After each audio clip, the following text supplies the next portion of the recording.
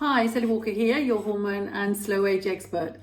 Now, why might you be underweight? Okay, so this little video is especially for all you people that are underweight. So what could be the cause of this? And when you're, well, it doesn't matter if you're under or overweight. So underweight, you're going to have a BMI under 18.5. That's about the only measurement I can really find that will indicate you being underweight. So the waist measurements don't really indicate, because you can have a nice little waist and be absolutely normal weight. Anyway, so if you're under 18.5 in your BMI, then you are classified as being underweight.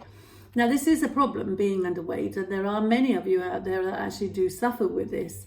Now, finding the cause so you can address that. Now, that will be exactly the same as being overweight. There will be causes of this, and addressing those causes is the best way forward. There's an article down there, both causes of underweight and causes of overweight. So have a little look at those. But let me just run through some of the things. So genetics always play a role. Gut health always plays a role, absolutely. If you do have poor gut health, you're possibly not going to be absorbing nutrients, so you're going to be undernourished actually as well. So your nutrition levels, you're not going to be getting the important minerals and vitamins and amino acids, fatty acids, etc. You're not going to be getting these in, so your body can't build and repair itself and become bigger. Yeah, so that's important. Your appetite might be poor for different reasons. There might be, you might have a loss of taste and smell and that kind of thing. There might again be, stomach aches, and there might be reflux, and there'll be all kinds of things related to gut health which can affect your appetite. So that's no good, is it?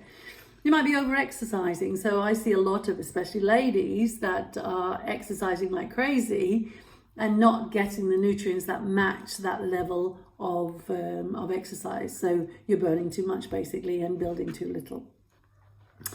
So that's really important. So one thing also that is important are your emotional state. So anxieties, that kind of thing, being fearful, this can all affect your nervous system and affect your appetite.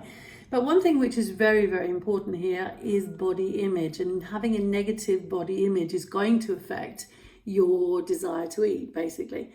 And today, very much the body images are based on what we see on Facebook and Instagram and other social medias, etc. So be very wary of how you evaluate your body image, as how you think it looks and how you think it should look, etc. Because this might be controlling how much food you're eating. I'm not an expert there, and I do not pretend to be, but I do know that this can be a very big challenge for both men and for women, the effects of the social media. Be wary of those things.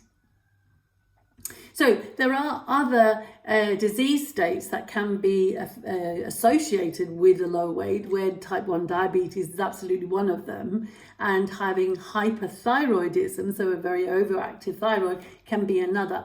So these are things that you really want to get checked with your doctor, and these will be various blood tests that need to be done there. That would be very important. Now, there is an adrenal state called Addison's, and this is an autoimmune disease. But with Addison, you will have a very decreased production of the hormone cortisol. And cortisol is also one of the storing hormones, especially a fat storing hormone. So you need also to consider that. But there will be lots of other symptoms that might indicate it. But there, as I said, there are some disease states which are associated with being underweight, and type 1 diabetes and hypothyroidism are on the top of the list, which you definitely need to get looked at.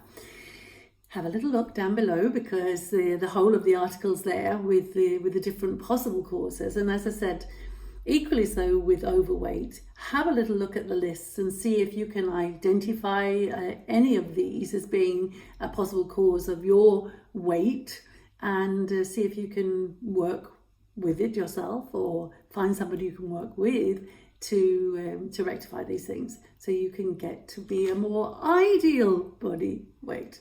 Happy hormones, happy life.